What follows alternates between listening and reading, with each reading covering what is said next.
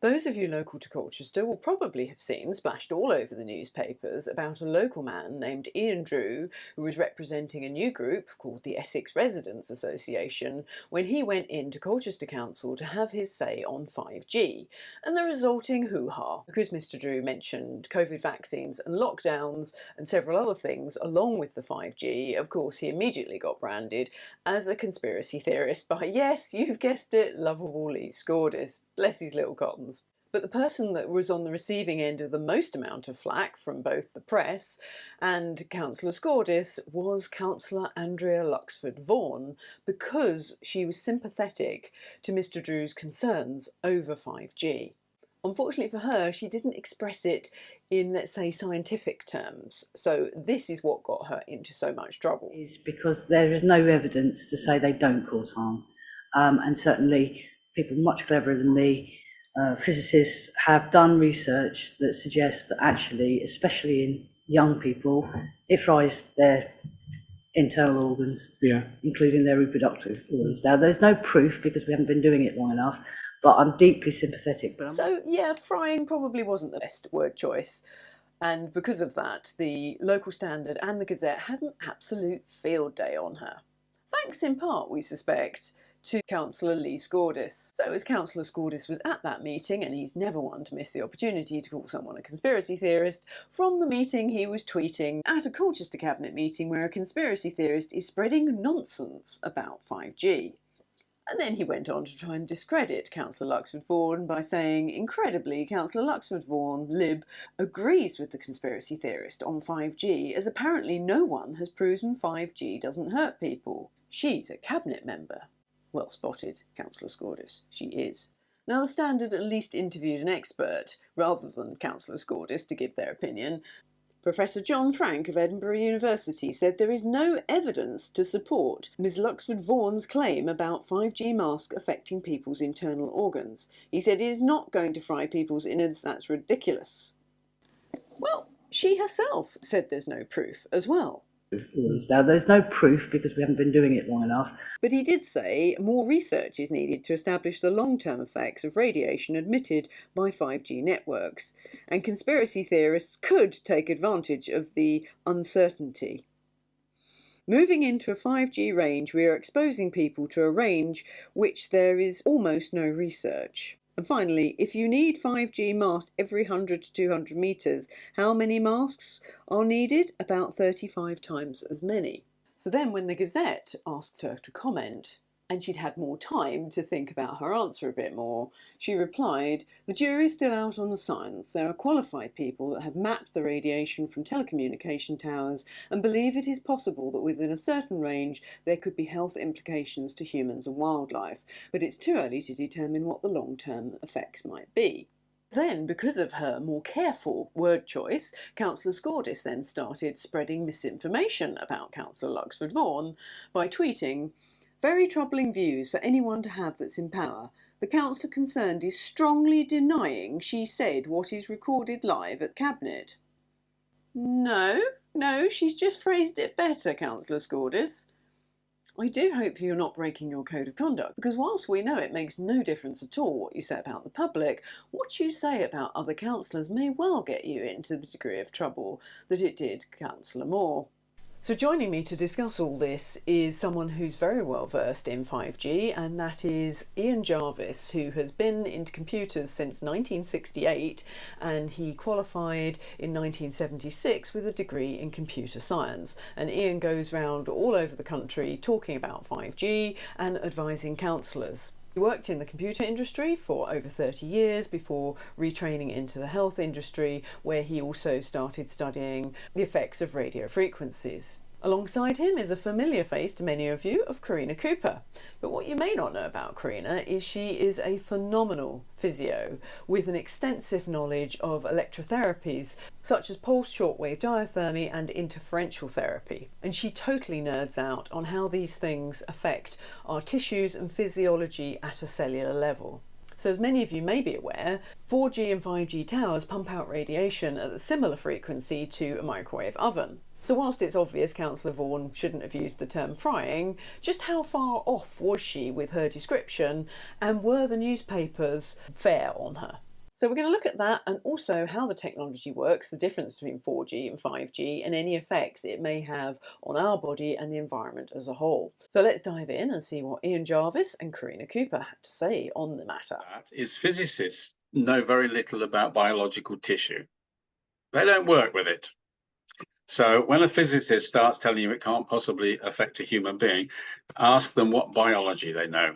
I've only heard one physicist, a professor of physics, actually describe a mechanism how the short waves of 5G, for example, the millimeter waves, can actually use the sweat glands as an antenna to go into the body, deeper into the body. And she's right. I mean, I think it's quite justified to compare it with a microwave oven. There is differences, of course, but it's the same frequency. You know, the microwave cooks by jiggling the water molecules. Well, you two have got more water in your bodies than I have, because I'm a little bit older, only a little bit. A baby would have more water, so it affects them more because of that greater water content and the thinner bones that they've got as well. Tissue impedance is something that we looked at through physiotherapy. So recognizing the electromagnetic frequency effect through the bone, through the tissue, and again noting that the fluidy ones are going to sort of transmit easier. Bioelectromagnetical. Electromagnetic, yeah, exactly. How can it not affect us? That's my question. How can it not affect us? So although she exaggerated, you know, I'm fully on board with the sentiment of it.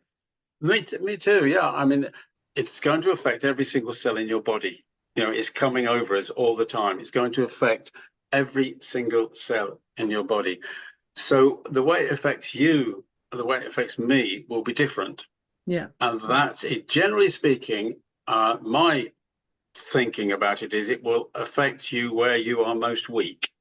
Would now be a good time to explain the difference between the basic Gs that we're used to and what the difference with 5G is? Yeah, sure. If you've got an antenna here, then it's beaming out radiation in 360 degrees, as if it in a sphere, like the radio and TV. Yeah, it's what they call an isotropic wave. It comes out in patterns. I like to say if I dropped a stone in a pond, a still pond, you'd see those ripples going out. Mm-hmm. Yeah, it's just like that, but in 3 dimensions. And if you drop another stone in, 50 meters away, you can see the ripple effect and the way it all jumbles up together, and you get interference patterns. So if you each had a mobile phone on, for example, as you're sitting there talking with me, the signals from that mobile phone would be going out and they'd be intermingling and bouncing around, and you wouldn't know what your exposure was by the end of the next hour or so. I'm going to switch mine off now you said that. Yeah. So the normal Gs we're used to, the generation, they come out spherically. Yeah. What's the difference? What does 5G do that's such a big deal? Why are people so concerned about it? The difference is that it's not isotropic. And it makes what they call a collimated beam. It's not like a laser. A laser is more focused. It's the waves are actually parallel. It's what they call a parallel beam. And a physics professor, she was explaining this to me. I can't explain the technicalities to you, but it aims a beam at your phone. So if you wanted to make a call, Carinna, the beam would go to your phone. If Rachel wanted to make one, a separate beam would go to her phone. But what if I was standing in between the beam and Carinna's phone? Is it going to come through me or round me? How does it work? Through you. Through you. Yeah.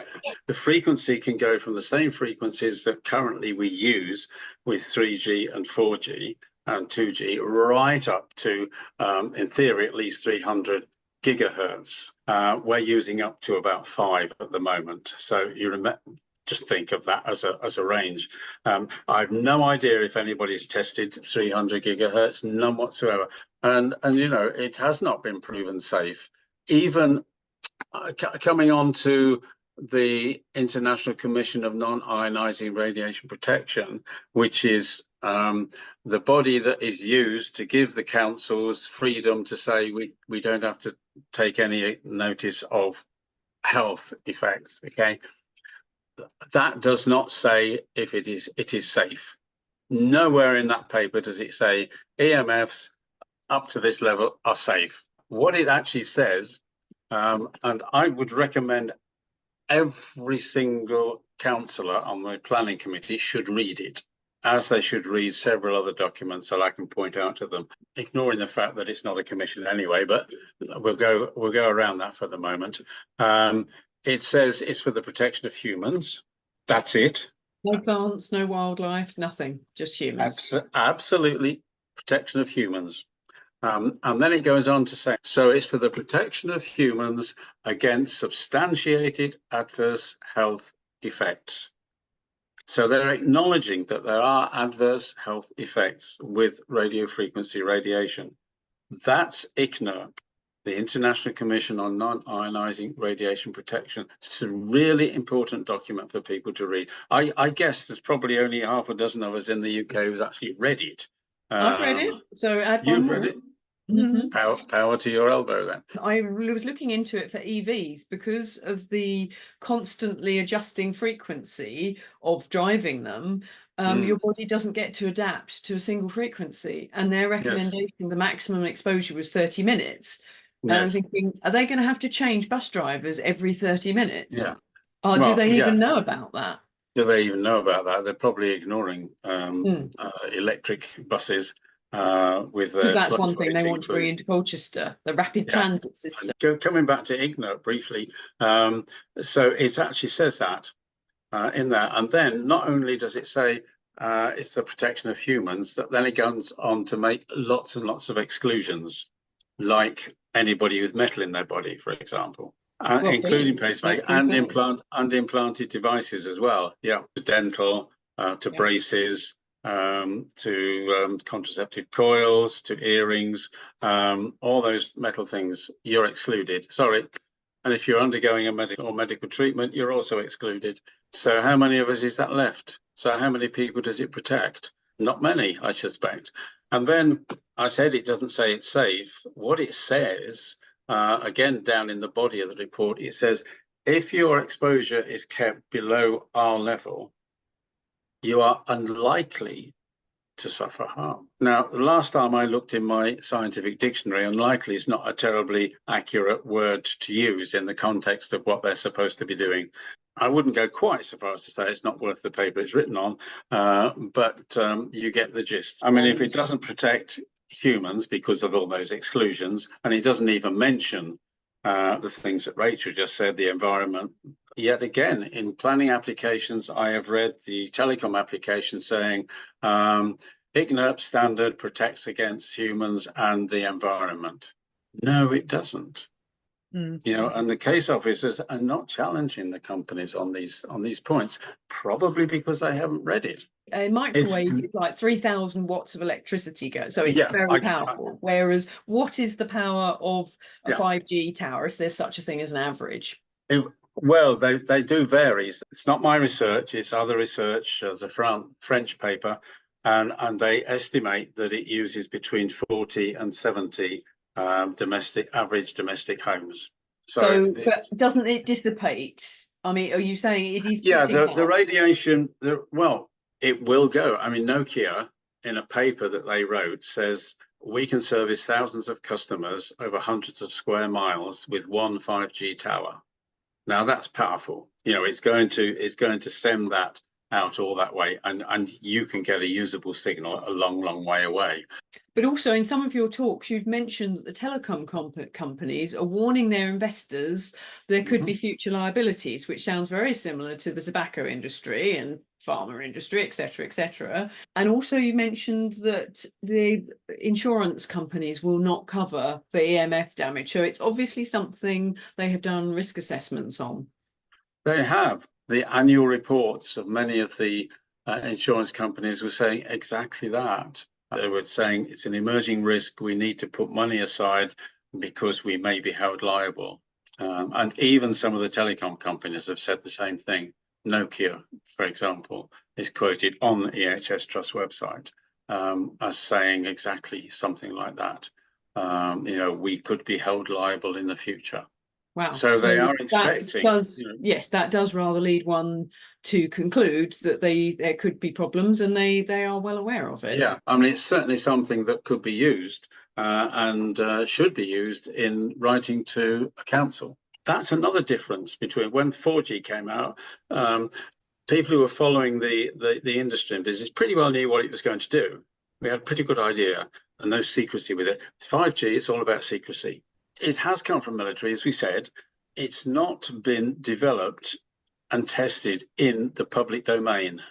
And that is certainly a big question that we need to ask. If there are all these collimated beams whizzing around the place, and they are going to go through us at different times, what is it going to do? At the moment we're not really sure. The technology is different, and where the technology can take us is different. But also the amount of it, because I think you said there's yes. the satellites. The Americans are putting 20,000 in, and they want to put 50,000 up in the sky.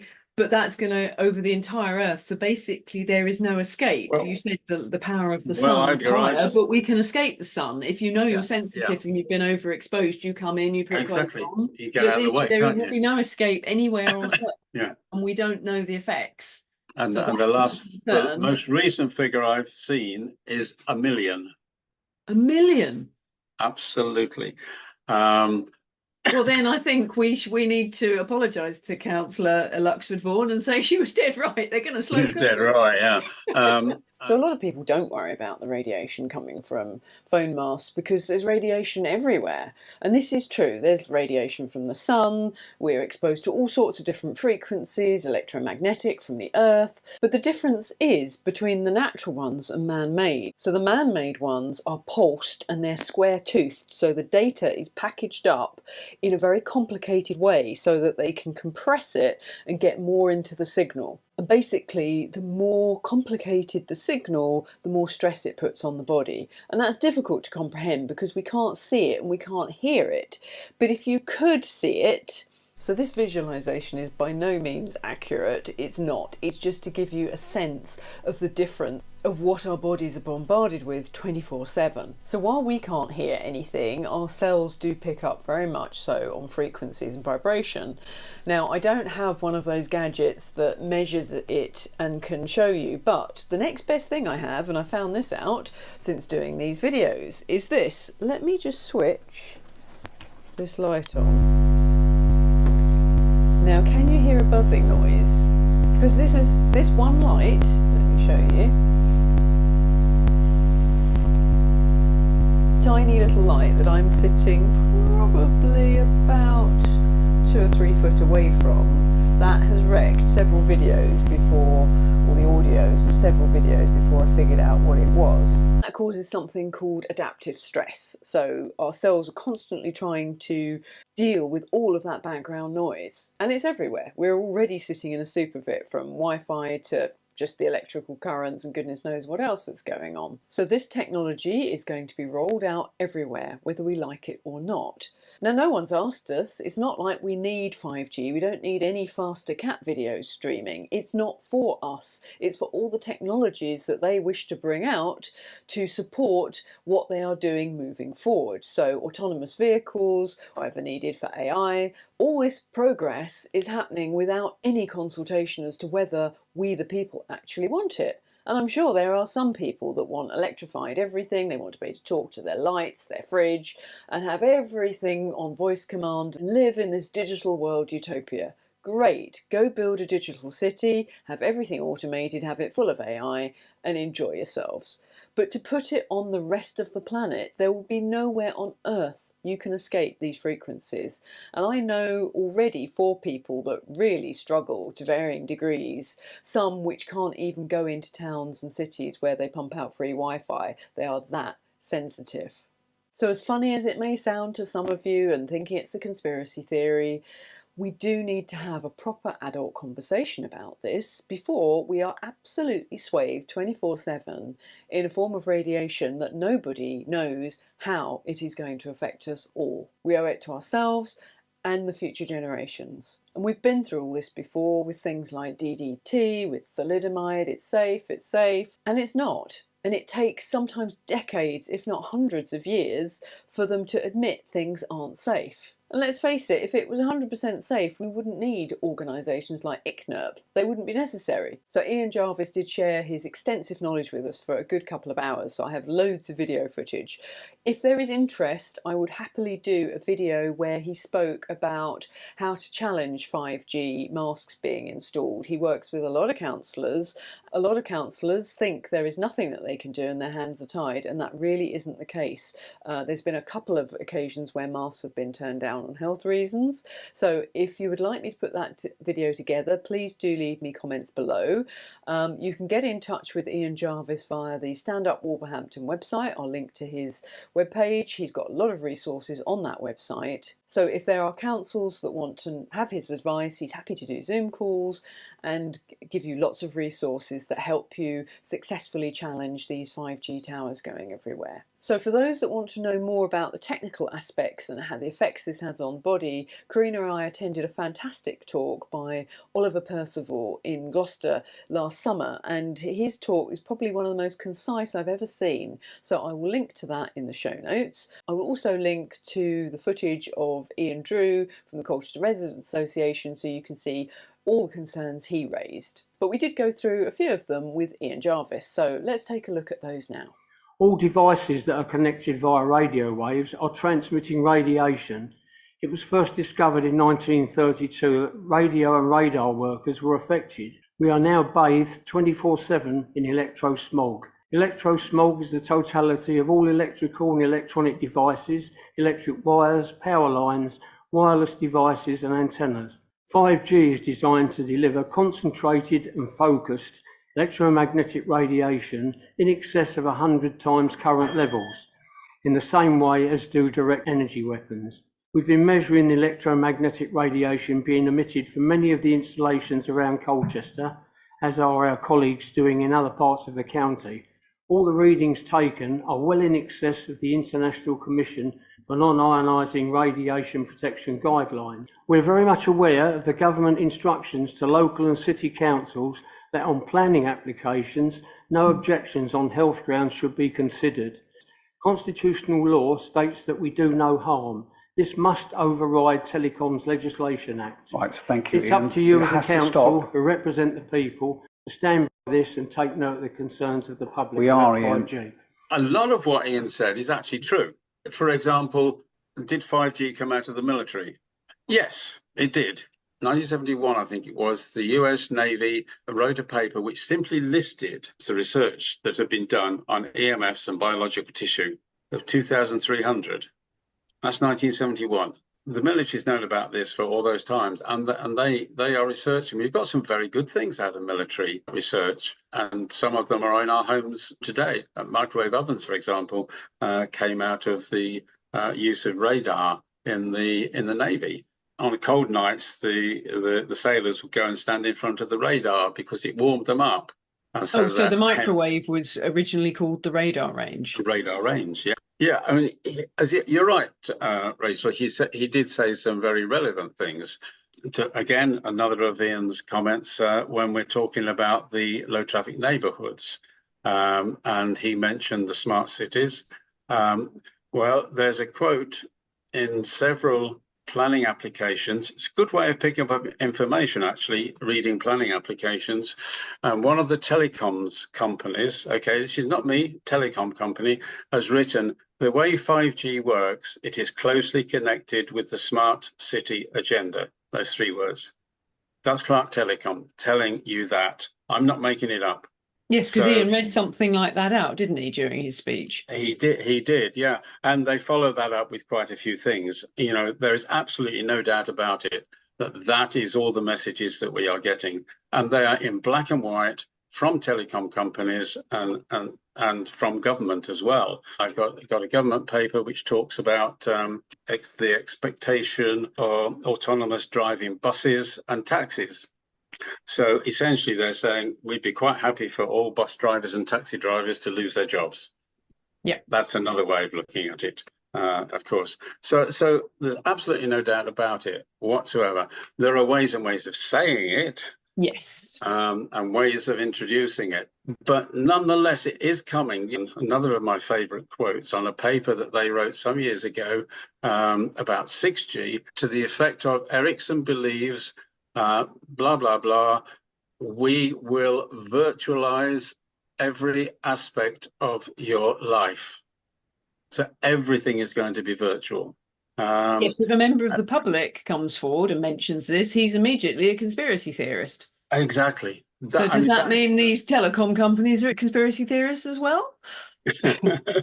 Well, quite. I mean, I say, that says there's an agenda. That quote I just read out to you, the smart city agenda. Even our local councillors will not accept that.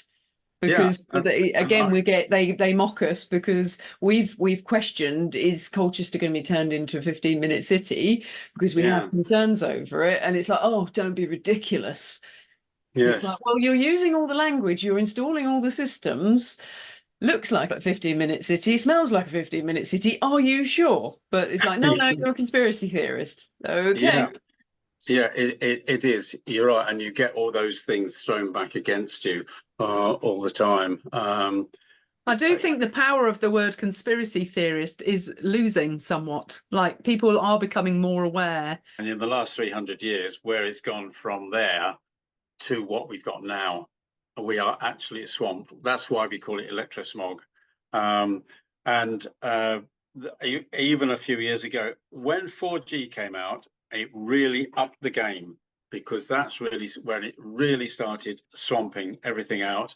And when particularly naturalists in the field noticed the biodiversity loss and species loss, places like Mount Nardi was one of the first to be observed by the local naturalists, that the biodiversity decline as soon as they put, or shortly after they got a 4G tower put on that mountain, which was going to service presumably the city. Things noticed. So don't forget in your talk to the council that 4G is also dangerous. It's all dangerous, and that they are still putting up new 4G antennas on these 5G masts that they're putting up. They're also putting, well, sometimes they're saying they're putting 3G up, although most of the telecoms are getting rid of 3G. In terms of phone usage, 3G is the safest frequencies set to use on your smartphone. It will radiate you less than will 2G or 4G. Oh, and they're turning it off. Switching it off this month. Yeah, absolutely. Yeah.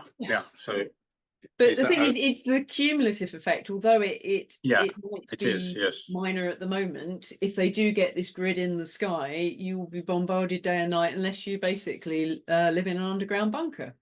Yeah. I mean, I've actually got a canopy on my bed. I thought you were going to say you've got an underground bunker. On a first floor flat, yeah. That's high level prepping. That is. I'll come and dig your garden, Rachel, and dig a bunker out. Don't give me ideas. Thank you so much for all of that.